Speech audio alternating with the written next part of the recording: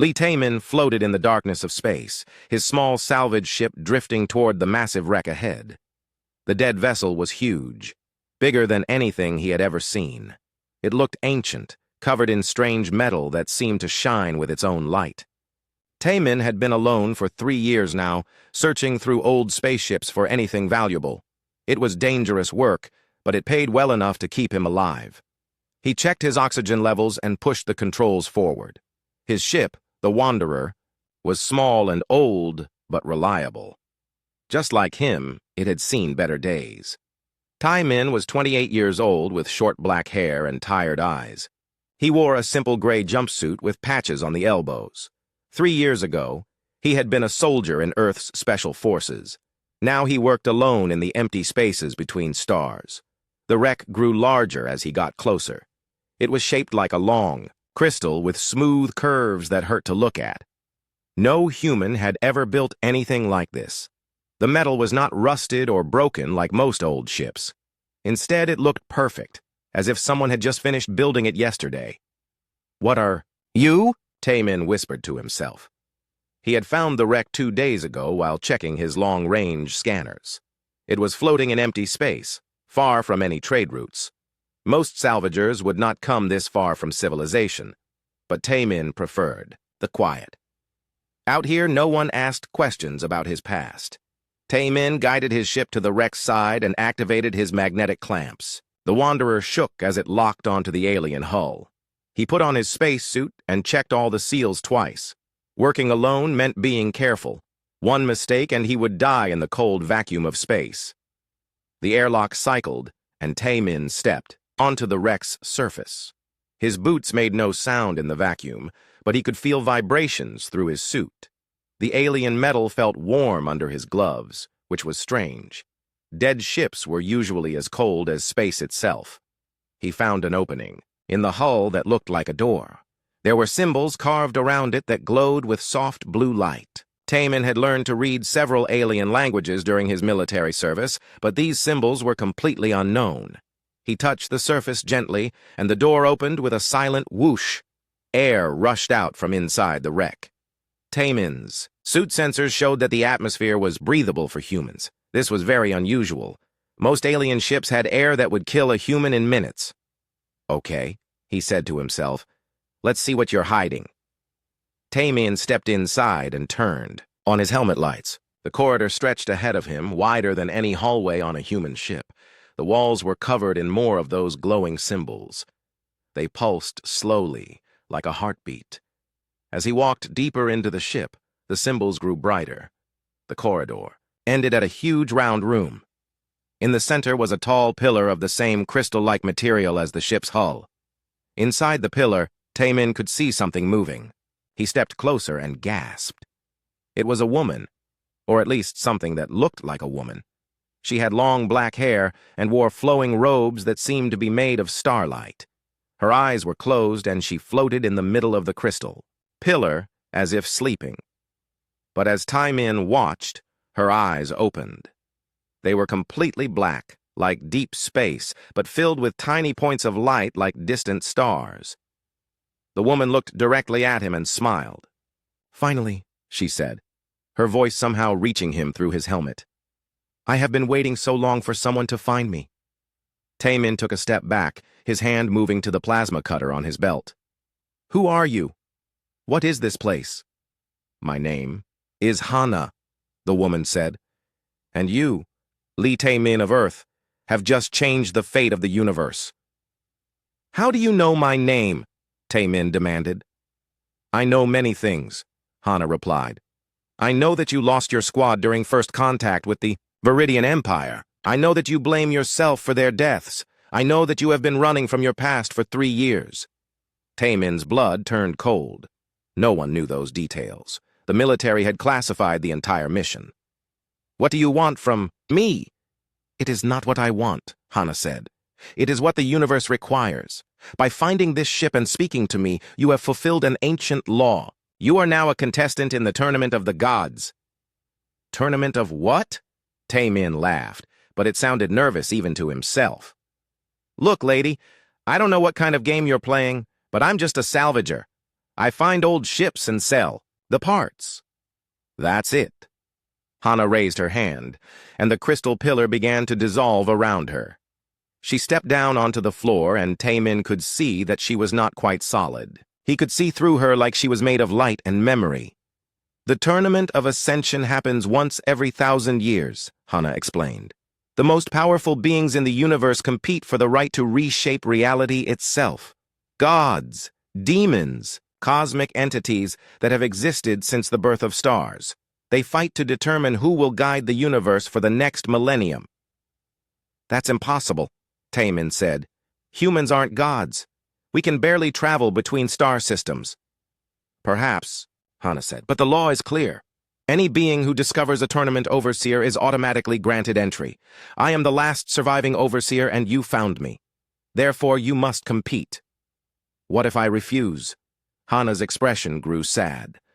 Then humanity will be judged unworthy and eliminated from the universe. Every human who has ever lived or ever will live will simply cease to exist. The tournament's winners have done this before, to species they considered beneath notice. Taemin felt like someone had punched him in the stomach. You're telling me that because I found this ship, I have to fight gods? Yes, Hana said simply.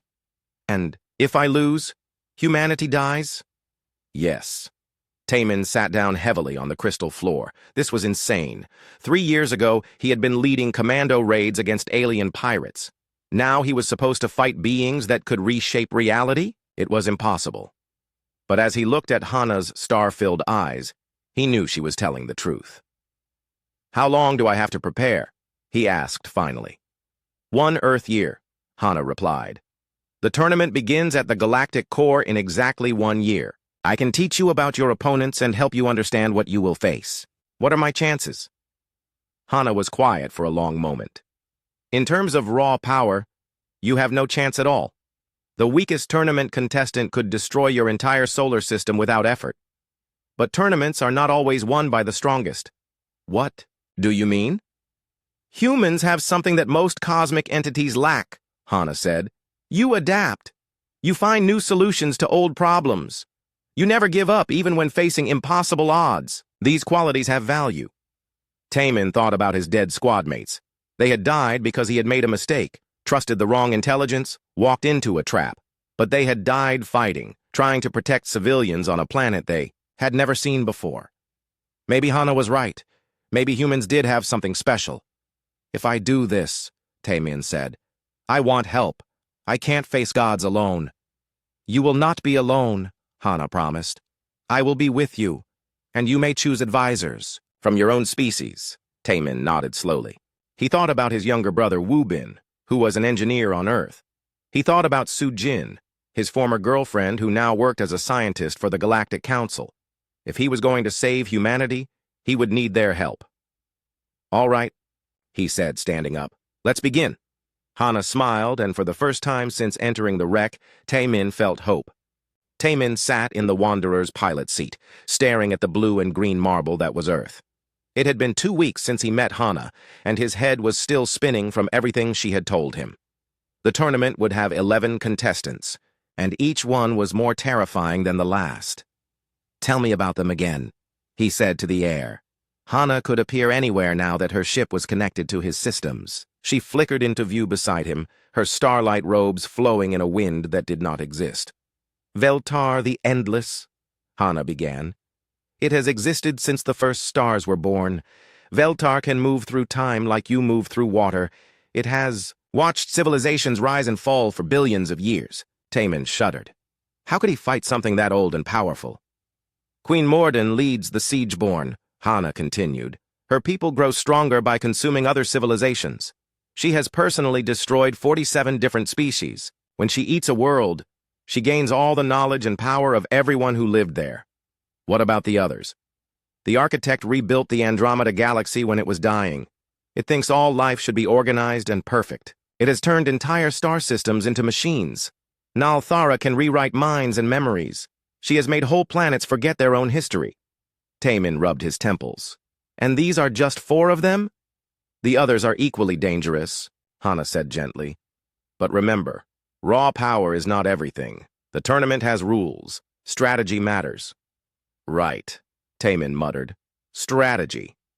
He activated the ship's communication system. Earth control. This is salvage vessel Wanderer requesting permission to dock. Permission granted, Wanderer, came the reply. Proceed to Bay 17. As his ship descended through Earth's atmosphere, Taemin thought about what he would tell his brother and Sujin.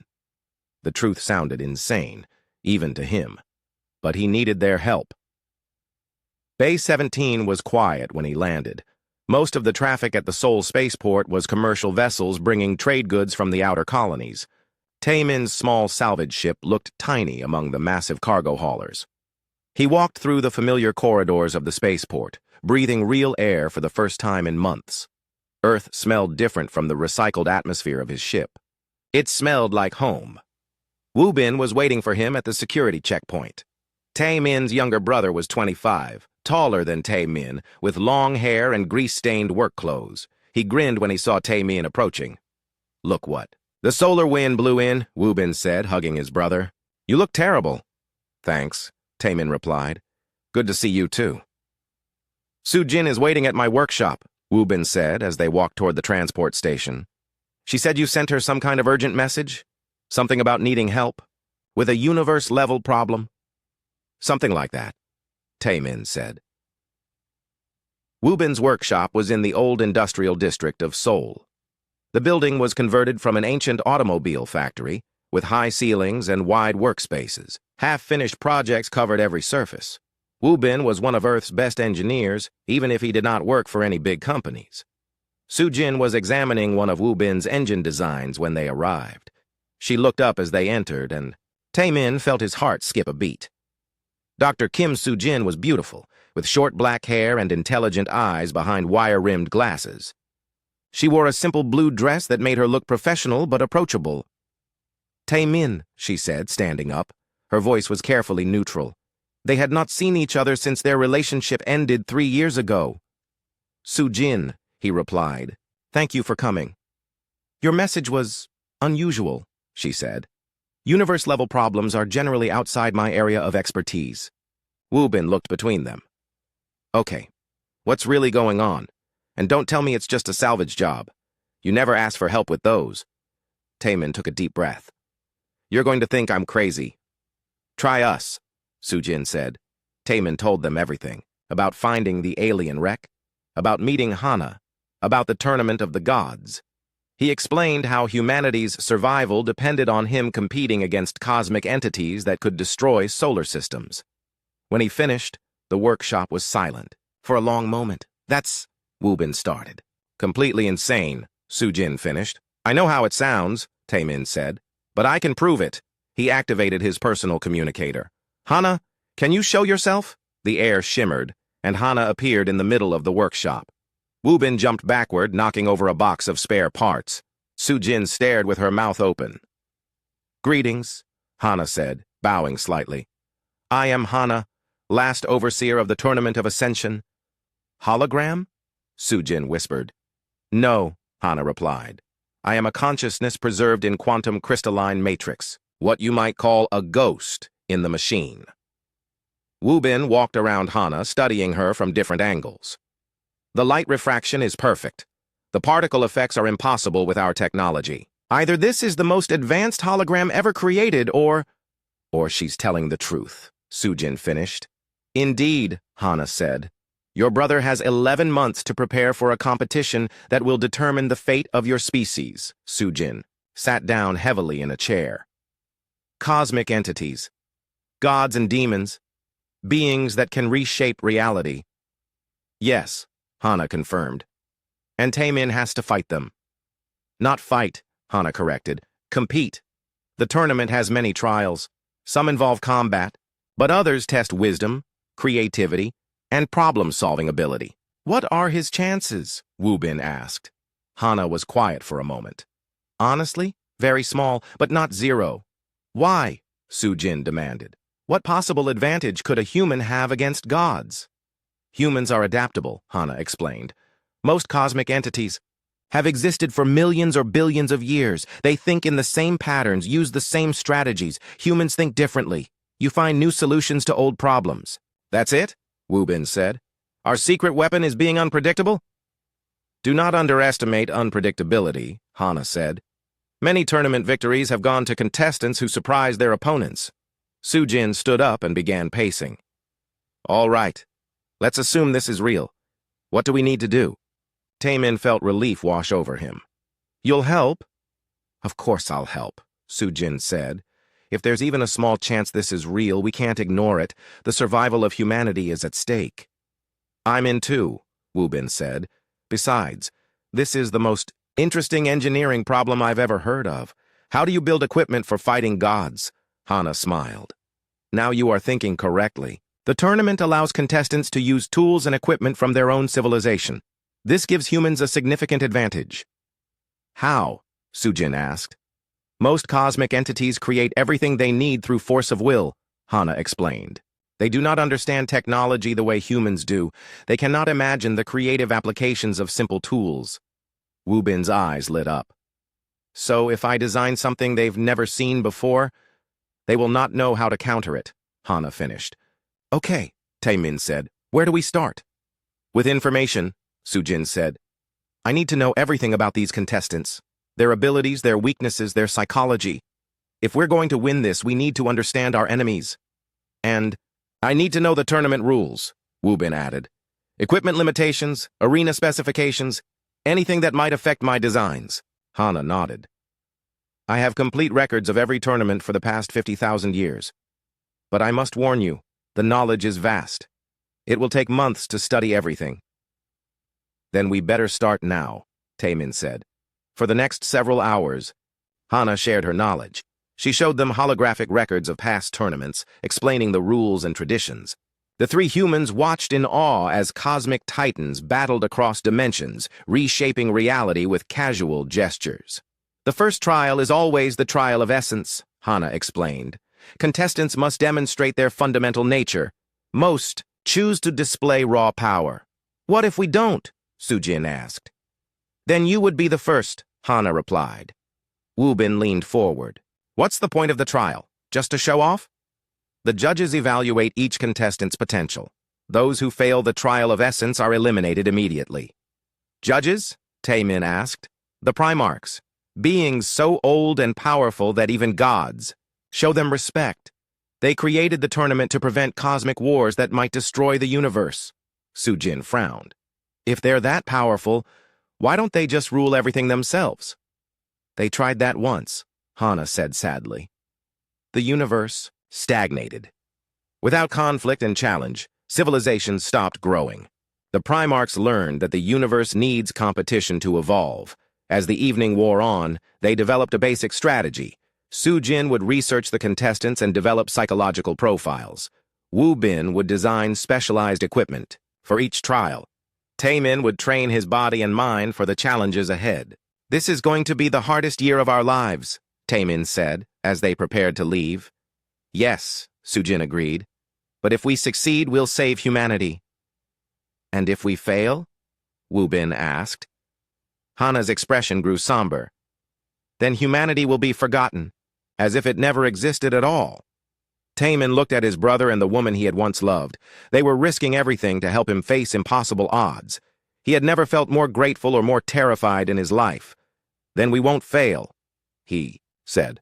The tournament station appeared on the Wanderer's view screen like a massive crystal flower floating in the darkness between galaxies. Each petal was the size of a moon, glowing with its own inner light. Taemin had been traveling for 3 days to reach this place, and his hands were sweating inside his gloves. It's beautiful, Sujin whispered from the co-pilot's seat. She had insisted on coming with him, despite the danger. Wu Bin was back on Earth, monitoring their communications and ready to provide technical support. And terrifying, Taemin added. Through the ship's sensors, he could detect energy readings that made no sense.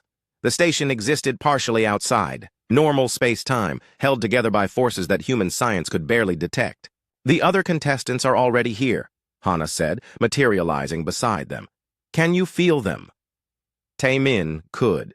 It was like standing near a powerful electrical generator, a humming in his bones that made his teeth ache. These beings were so powerful that their mere presence warped space around them. "Dock at Bay 7, Hana instructed. "That is the area designated for lesser entities." "Lesser entities?" Sujin asked. "Beings below cosmic tier," Hana explained. "Gods, major demons, galactic-level minds. You would be classified as barely registering on the scale." "Thanks," Taemin muttered. "That's really encouraging. The docking?" Bay was enormous, clearly designed for beings much larger than humans. As they walked through the corridors, Taemin felt like an ant in a cathedral. The walls were covered in symbols that seemed to shift when he wasn't looking directly at them. Other beings moved through the corridors. A creature made of living crystal that sang with each step. Something that looked like a walking thunderstorm wearing robes. A being that appeared to be a small galaxy compressed into humanoid shape. None of them paid any attention to the three humans. "The opening ceremony begins in 1 hour, Hana said. "All contestants must attend."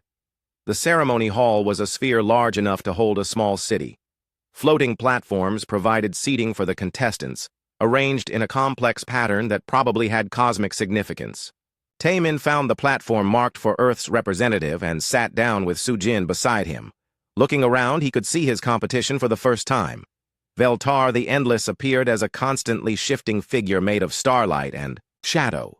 Sometimes it looked humanoid, sometimes like a great bird, sometimes like mathematical equations written in fire.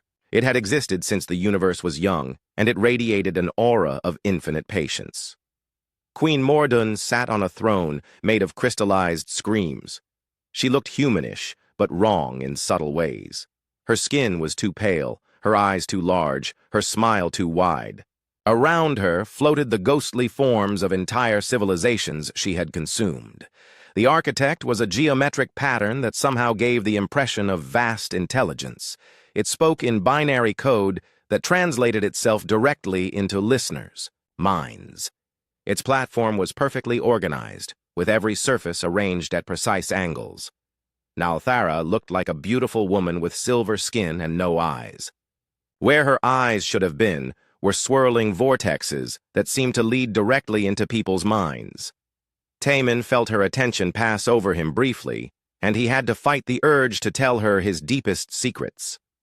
There were 7 others, each more alien and terrifying than the last. Beings of pure energy, crystalline entities, something that appeared to be a living black hole wearing jewelry.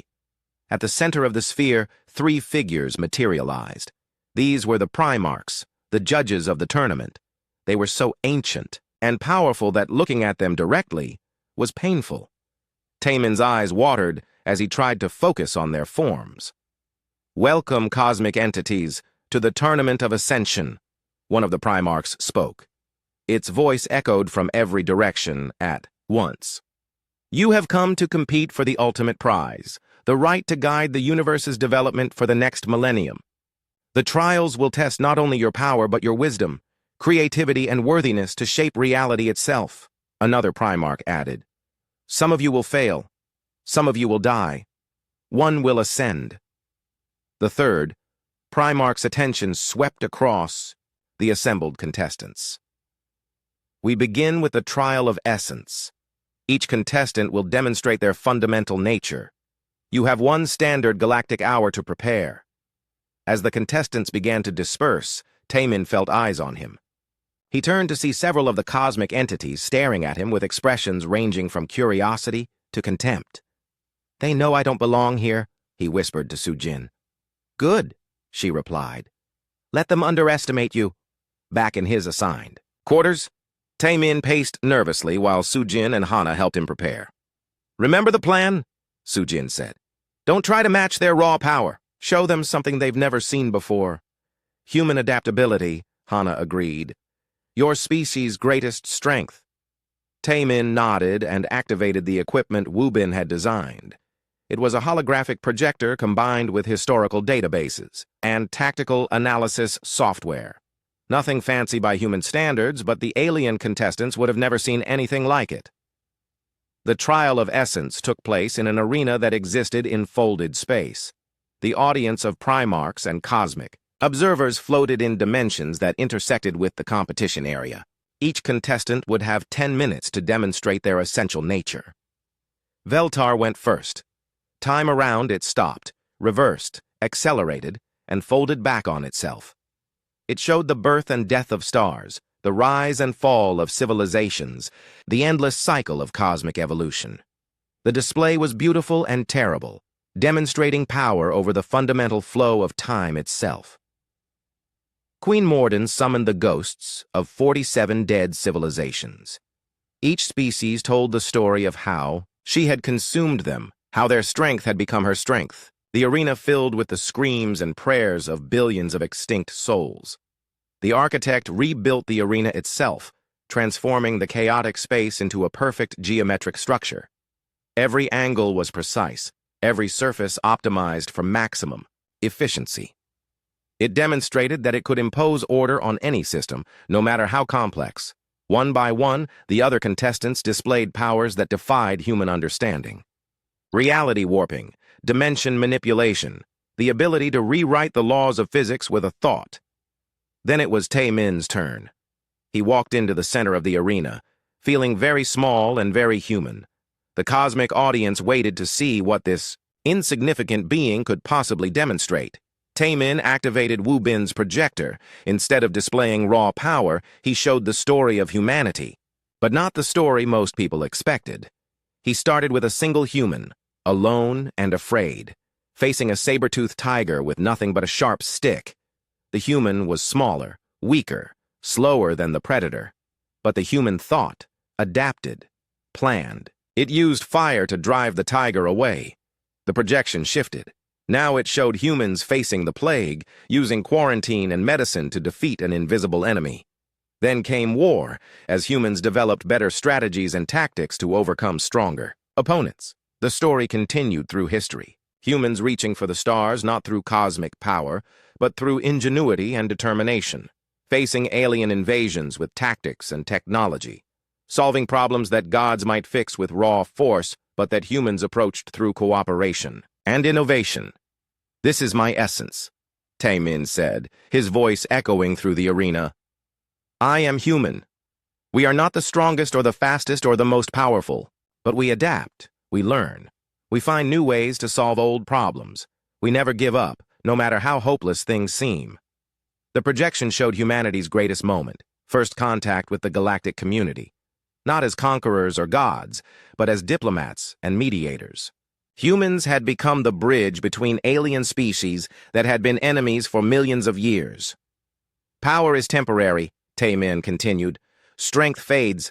Wisdom can be lost. But the ability to grow, to change, to become more than you were, that is eternal." The arena fell silent as the projection ended. Tae-Min stood alone in the center, waiting for judgment.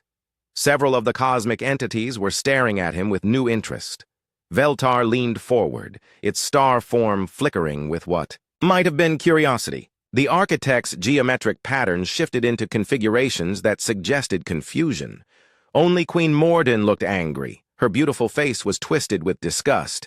"Insects!" she hissed, her voice carrying across the arena. "Primitive creatures, pretending to be gods. This mockery insults the tournament itself." "Peace, Morden," one of the Primarchs said. "The human has shown us something unique. Adaptation and growth have their own power." "What power?" Morden demanded. "I could destroy his entire species with a thought?" "Could you?" Veltar asked, its ancient voice filled with genuine curiosity.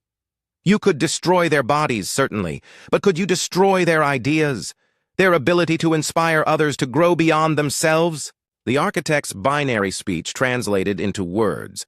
Query: how does a species with minimal individual power facilitate cooperation between beings of cosmic tier? This represents a logical impossibility. "Unless," Nalthera said thoughtfully, "their power lies not in what they can do alone, but in what they inspire others to do together." The first trial ended with all 11 contestants advancing to the next round. But Tae-Min knew something had changed. He was no longer invisible to his competition. Some saw him as a curiosity. Others, like Queen Morden. The second trial was announced 3 days after the trial of Essence. Taemin had spent those days studying his opponents and trying to understand the strange politics of cosmic beings. Some contestants ignored each other completely. Others formed temporary alliances that shifted like smoke. Combat trials, Hana explained as they gathered in Taemin's quarters. Each contestant will face one opponent in single combat. The arenas will test different aspects of fighting ability. "Who am I fighting?" Taemin asked, though he suspected he already knew. "Keth Morai, the Hunter of Worlds," Hana replied. "It has never lost a physical confrontation in 50,000 years. Su Jin looked up from her research tablet. "I've been studying the combat records. Keth Morai fights like a predator from the early universe. It's fast, strong, and has natural weapons that can cut through almost any material." "Almost any material?" Taemin asked. "The records show it once fought the architect's mechanical avatars," Su Jin continued. "It destroyed them, but it took longer than usual. Keth Morai struggles against opponents who don't fight the way it expects." Taemin nodded. This matched what he had learned during his military service. Every enemy had patterns, even cosmic predators. The key was finding those patterns and breaking them. "What's the arena like?" he asked. Hana waved her hand, and a hologram appeared showing a massive jungle environment. The trees were enormous, with trunks wider than buildings and canopies that blocked out the artificial sky. Vines hung everywhere, and the ground was covered in thick undergrowth. "The Primarchs call it the Proving Grounds," Hana said. "It's designed to test hunting and survival skills. Most contestants try to claim the high ground and fight with maximum visibility. Most contestants aren't human," Taemin observed. "Exactly," Su Jin said with a smile. "Humans evolved in environments like this. We know how to use terrain to our advantage." Taemin spent the next day preparing. Wubin had sent him specialized equipment designed for jungle warfare. Nothing that would violate the tournament's rules about external technology, but tools that would give him every possible advantage. The combat trial began at dawn on the tournament station. The arena materialized around Taemin as he stepped through the portal. The jungle was exactly as Hana had described, but being inside it was different from viewing a hologram. The air was thick and humid, filled with the sounds of alien insects and distant predators. The gravity was slightly higher than Earth normal, making every movement require more effort. Keth Morai appeared on the opposite side of the arena. It looked like someone had crossed a tiger with a nightmare and given it intelligence. Its body was covered in black scales that seemed to absorb light. 6 limbs ended in claws that could cut through metal, and its head was all teeth and glowing red eyes. It stood 12 feet tall and moved with the fluid grace of a perfect predator. "Human," it spoke, its voice a rumbling growl that seemed to come from the earth itself. "I have heard much about your species. You are said to be clever. We shall see if clever can defeat perfect." The starting signal echoed through the arena.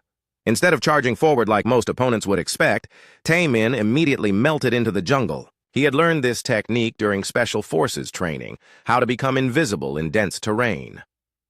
Keth Morai paused, clearly surprised. Its glowing eyes scanned the jungle, and Taemin could hear it sniffing the air. But Taemin had prepared. For this, his equipment included scent maskers and thermal dampeners. To Keth Morai's enhanced senses, he had simply vanished. The predator began to stalk through the jungle, moving with deadly silence. But Taemin had the advantage of knowing human guerrilla tactics. He stayed ahead of Keth Morai, using the thick vegetation to break line of sight. Every few minutes, he would leave a false trail or create a distraction to throw off his opponent. "Coward!" Keth Morai roared after 20 minutes of fruitless hunting. "Face me with honor!"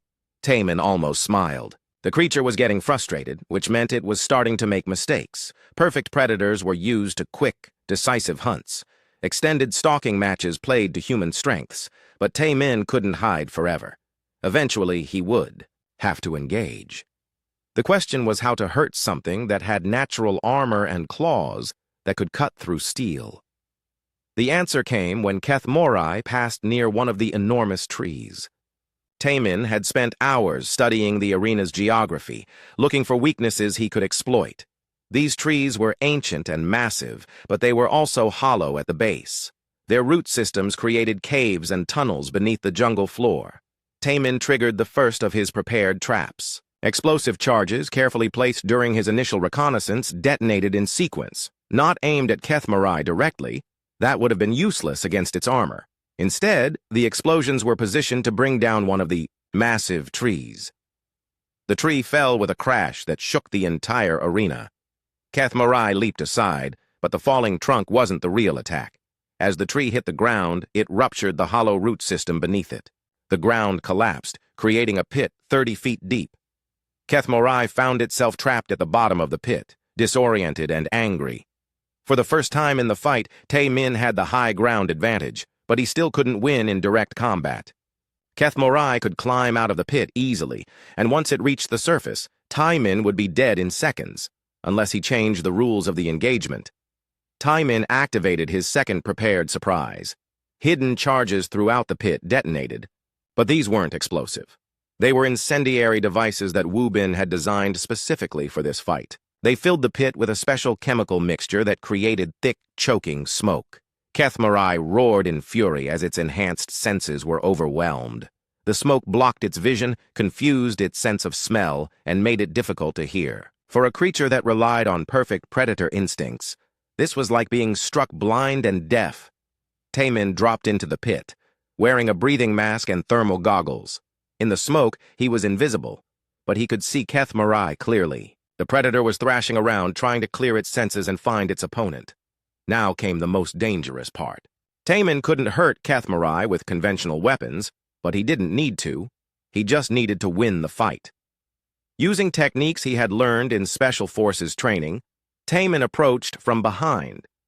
Kethmarai's scales were armor, but they had joints and connection points like any natural defense. Tae-min had studied the creature's anatomy through Hana's records. He attached small devices to key points on Kethmarai's body. Not weapons, restraints. Wu Bin had designed them, based on the creature's movement patterns. They were essentially high-tech handcuffs, designed to lock Kethmarai's joints in place. It took all of Tae-min's stealth skills to get close enough without being detected. One mistake would mean death, but his military training had prepared him for this kind of precise, deadly work. The restraints activated simultaneously. Kethmarai suddenly found itself unable to move its limbs properly. The devices didn't hurt it, but they prevented the coordinated movement that made it such a deadly predator. "What is this?" Kethmarai demanded, its voice now tinged with confusion, rather than fury. Tae-min stepped back and removed his breathing mask. "It's called thinking tactically. You're a perfect predator, but perfect predators have predictable behavior patterns." Kethmarai struggled against the restraints, but they were designed to get stronger the more force was applied against them. "This is not combat! This is trickery!" "This is human combat," Tae-min corrected. "We don't fight fair. We fight smart." The smoke began to clear. Above them, Tae-min could see the cosmic audience watching from their extra-dimensional viewing areas. Many of them looked shocked. Kethmarai had never been defeated, and certainly never by such unconventional methods. "I yield," Kethmarai said finally, its voice filled with something like respect. "You have shown me that there are forms of strength I had not considered."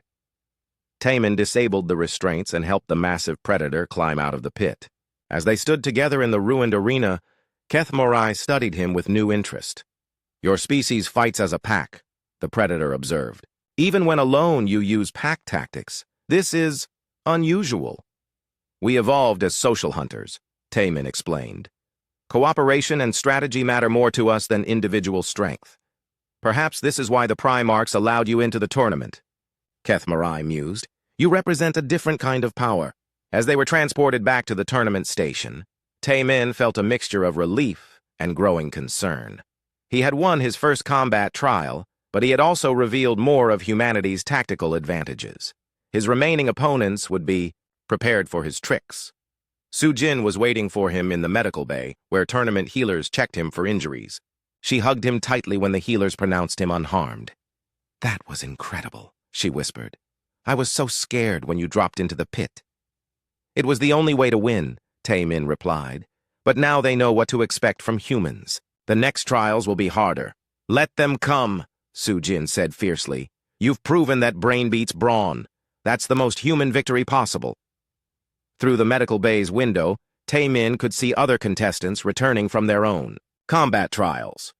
Veltar had somehow aged its opponent to Dia. The tournament had reached its final phase. Of the original 11 contestants, only 4 remained. Taemin sat in his quarters, trying to process how far he had come. Beside him, Sujin reviewed data on the remaining opponents while Hana provided strategic analysis. The trial of sacrifice, Hana explained, her starlight form flickering with concern. This is where the tournament becomes truly dangerous. Contestants must prove they understand the cost of ultimate power. What kind of sacrifice? Taemin asked. Each remaining contestant must choose something precious to give up, Hana replied. Previous winners have sacrificed conquered worlds, abstract concepts like mercy or compassion, even parts of their own essence. Sujin looked up from her tablet. The other 3 contestants are the most dangerous we've faced. Veltar the Endless, Queen Morden, and the Architect. Each one could destroy our solar system without effort. But they've never faced anything like you, Hana added. Your victories in the previous trials have changed how they think about competition. Taemin nodded. His win against Keth Morai had earned him respect. The trial of elements had tested environmental adaptation, and his human versatility had allowed him to survive conditions that destroyed beings far more powerful. The trial of wisdom had been a puzzle-solving challenge, where human creativity had outperformed cosmic intelligence. Each victory had been narrow, achieved through tactics and adaptability rather than raw power, but they had been victories nonetheless. The sacrifice trial takes place in the Nexus Chamber, Hana continued. It exists at the intersection of all realities. Whatever you sacrifice there will be removed from existence across all possible timelines. That's terrifying, Sujin whispered. It's meant to be, Hana replied. The Primarchs want to ensure that whoever wins truly understands the responsibility they're accepting. A chime sounded through the tournament station, signaling that the trial would begin in 1 hour. Taemin stood and checked his equipment one final time. For this trial, he would rely on human judgment rather than technology. The Nexus Chamber was unlike anything Taemin had experienced. It existed in folded space, where multiple dimensions intersected. Looking in any direction, he could see fragments of different realities. In one, Earth was a frozen wasteland. In another, humanity had never evolved. In a third, humans had become a spacefaring empire that spanned galaxies. The other 3 contestants stood on floating platforms arranged around a central altar. The Primarchs materialized in the space above them, their ancient forms rippling, with power that made reality itself bend. The trial of sacrifice, the first Primarch announced. You have come far, but ultimate power requires ultimate understanding. Each of you must now choose what you are willing to surrender for the chance to reshape the universe. Veltar stepped forward first. The ancient entity's form shifted through countless configurations as it considered its choice. I sacrifice the concept of linear time, Veltar declared. I offer to remove the boundary between past, present, and future. All moments will exist simultaneously, and beings will experience their entire existence at once. The Primarchs considered this. Your sacrifice would fundamentally alter the nature of existence itself. Do you understand the cost? Perfect knowledge requires perfect perspective, Veltar replied. If I am to guide the universe, I must see all possibilities at once. Power flowed from Veltar into the central altar. Across all realities, time began to blur. Taemin could suddenly see glimpses of his past and future, his childhood, his military service, possible deaths, potential victories. The sensation was overwhelming. Queen Morden approached the altar next. Her beautiful face was serene as she made her choice. I sacrifice the memory of every civilization I have consumed, she announced. I offer to forget the billions of lives I have taken, to lose the accumulated knowledge and power that defines me. This sacrifice shocked even the Primarchs. Morden's entire identity was built on her conquered victims. Without their memories and abilities, she would be diminished beyond recognition. You would give up your fundamental nature? The second Primarch asked. To rule effectively, one must understand loss, Morden replied. How can I guide the universe if I have never truly sacrificed anything meaningful? Power flowed from her into the altar. Taemin watched as the ghostly forms of dead civilizations that surrounded her began to fade. Morden's expression became confused, then peaceful, as countless memories were erased from her mind. The architect approached third. Its geometric form pulsed with complex calculations as it reached its decision. "I sacrifice the concept of perfection," it declared. "I offer to introduce permanent randomness into all systems. No design will ever again be flawless. No plan will unfold exactly as intended." The third Primarch studied the architect carefully. "You would unmake the very principle that defines you?" "Perfection leads to stagnation," the architect replied. "If I am to guide growth and evolution, I must embrace the chaos that drives change." The altar accepted the architect's sacrifice. Across all realities, perfect systems began to develop flaws. Every machine, every plan, every careful design gained elements of unpredictability. Now it was Taemin's turn. The three cosmic entities watched him with interest. What could a human possibly sacrifice that would match their offerings? He had no conquered worlds, no temporal mastery, no perfect designs. Taemin stepped forward and looked directly at the Primarchs. "I sacrifice my enhanced abilities," he announced. "I offer to face the final trial as a completely baseline human with no technological augmentation, no tactical advantages, and no help from Hana." The contestants and Primarchs stared at him in shock. This was not what anyone had expected. "You would make yourself weaker?" Veltar asked, its voice rippling through multiple timelines. "I would make myself more human," Taemin corrected. "Every advantage I've used in this tournament has been something that anyone from my species could replicate. Human tactics, human creativity, human adaptability. If I'm going to represent humanity, I should do it as myself, not as some enhanced version." "But you will face the final trial alone," Morden said, her voice now softer without the weight of genocide in her memories. "Without tools or allies, how can you hope to compete against us?" "By being human," Taemin replied simply. "That's all I've ever been. That's all any of us are." The Primarchs conferred among themselves in languages that predated spoken word. Finally, the first Primarch spoke. "Your sacrifice is accepted, though it puzzles us. You offer to become less than you are, rather than more." "Sometimes," Taemin said, "less is more." Power flowed from him into the altar, but instead of diminishing him, the process seemed to clarify something fundamental about his nature. The equipment Wubin had built, the tactical databases, even Hana's direct assistance, all of it was stripped away. What remained was just Li Taemin, a human being standing among gods. "The final trial begins now," the first Primarch announced. "The test of creation. You will be transported to a dying galaxy. Every star is collapsing. Every world is freezing. Trillions of sentient beings face extinction within days. You must demonstrate how you would use ultimate power to address this crisis." The Nexus chamber dissolved around them. Taemin found himself floating in space, looking at a galaxy that was visibly dying. Stars flickered and went dark as he watched.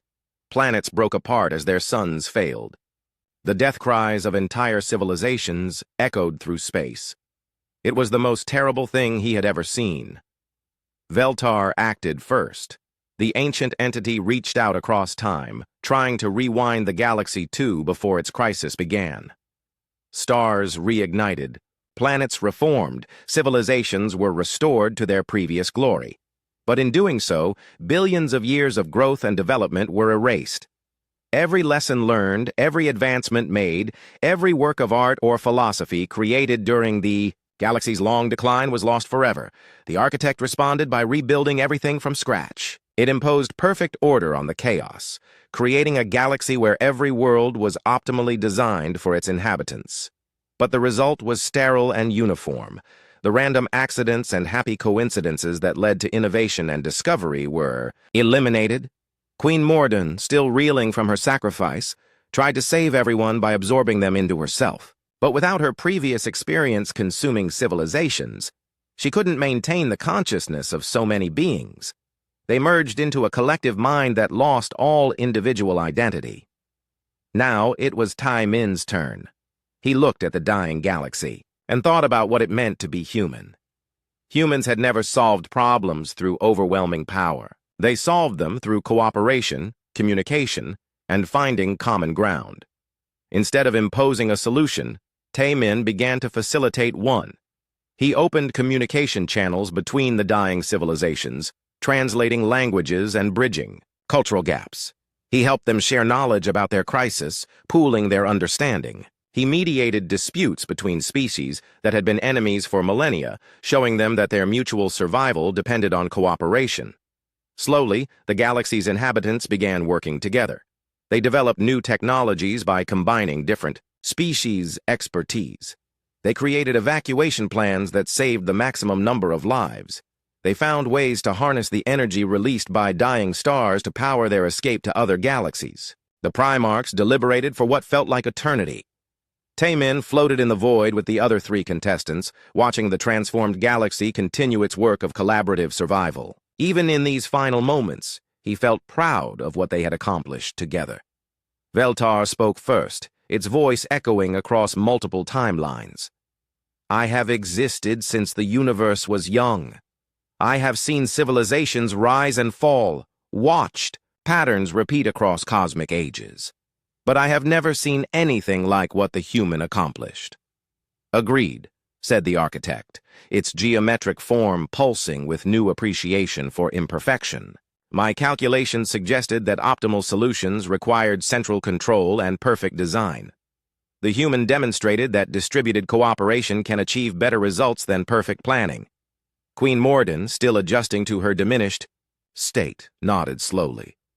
Without the memories of my conquests, I see more clearly now.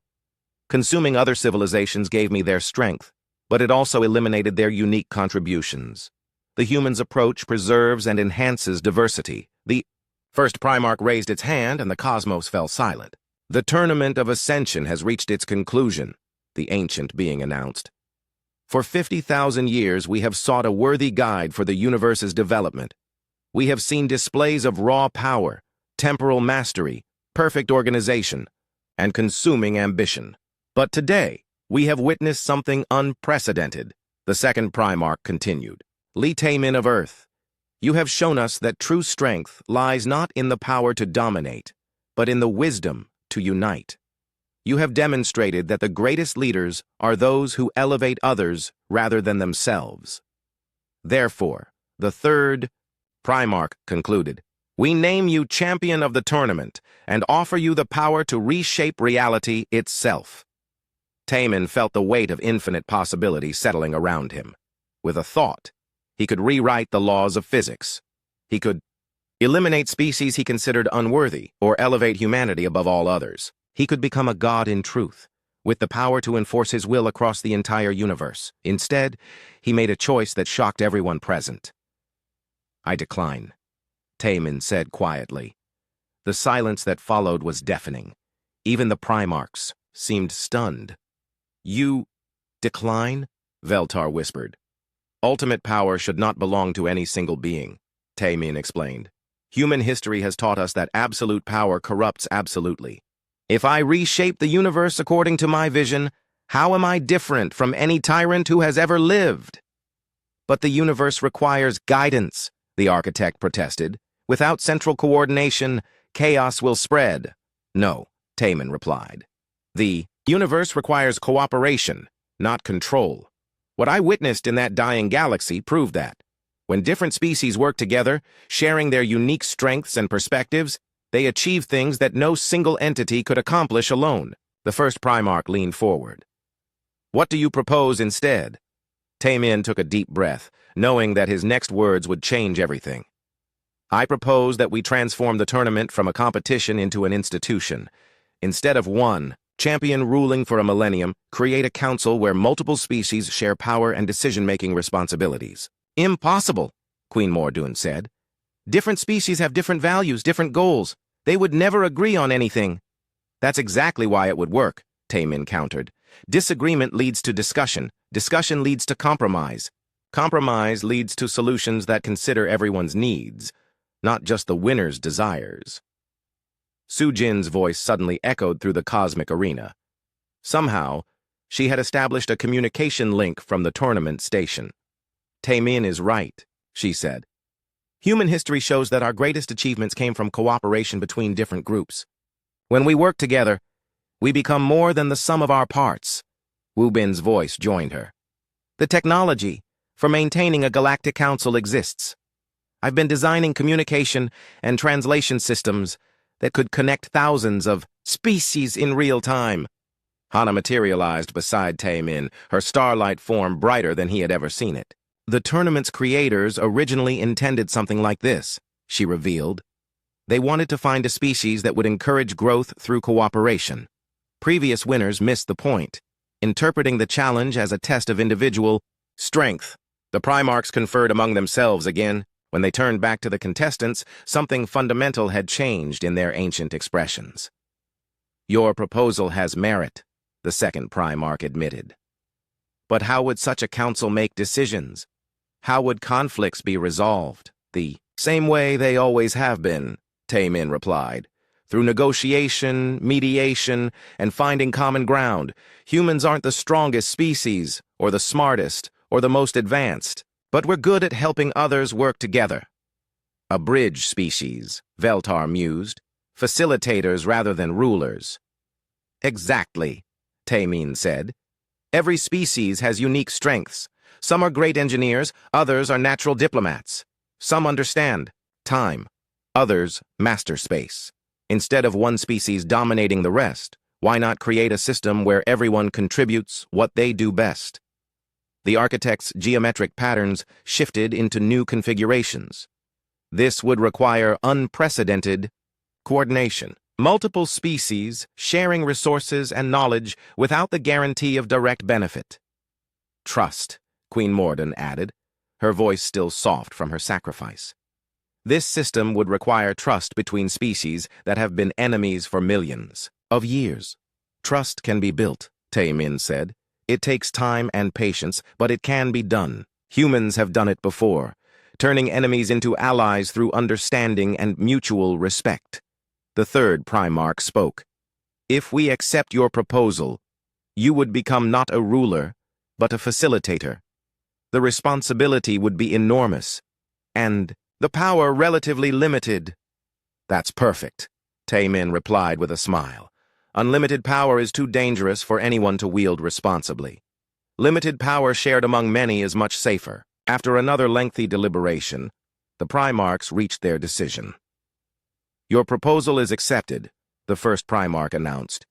The Tournament of Ascension will be transformed into the Galactic Cooperative Council. The tournament station will become a neutral meeting ground where all species may send representatives. Earth will serve as the diplomatic center for this new institution, the second Primarch added.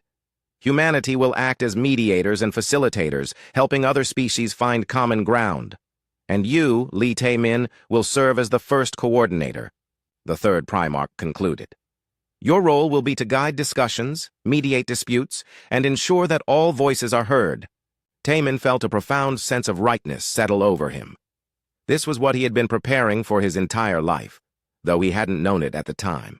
His military training in tactics and strategy, his experience working with diverse teams, even his years of solitude as a salvager, everything had led to this moment.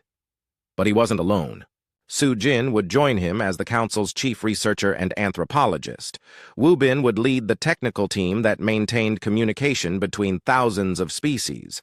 Hana would serve as the institutional memory, ensuring that the lessons of the tournament were never forgotten. Even the other contestants found roles in the new system. Veltar became the temporal advisor, helping species understand the long-term consequences of their decisions. The architect designed the council's meeting spaces and communication networks. Queen Mordun, freed from her burden of consumed civilizations, discovered a talent for conflict resolution. The transformation took months to complete. Representatives from across the galaxy arrived at Earth, turning the planet into a bustling center of interspecies diplomacy. Old enemies sat at the same tables working through millennia of grievances. New alliances formed between species that had never even met before. There were problems, of course. Cultural misunderstandings led to heated arguments, trade disputes, escalated into minor conflicts. Some species tried to dominate the proceedings or gain unfair advantages, but each problem was solved through the same process Taemin had demonstrated in the tournament. Patient discussion, creative compromise, and the recognition that everyone's needs mattered. Slowly, the galactic community learned to work together.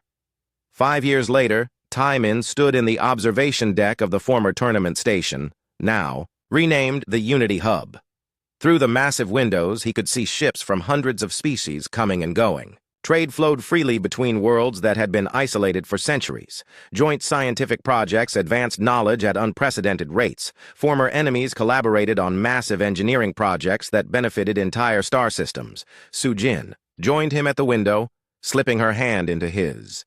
They had renewed their relationship during the early days of the Council, finding that their shared purpose had healed the wounds of the past. "Any regrets?" she asked. Taemin considered the question seriously. He could have been a god, reshaping the universe according to his will. Instead, he was a diplomat, spending his days mediating disputes between alien bureaucrats and helping different species understand each other's perspectives. "None," he said finally. "This is better than anything I could have created alone." Through the window, they watched a human child playing with young beings from a dozen different species. The Chech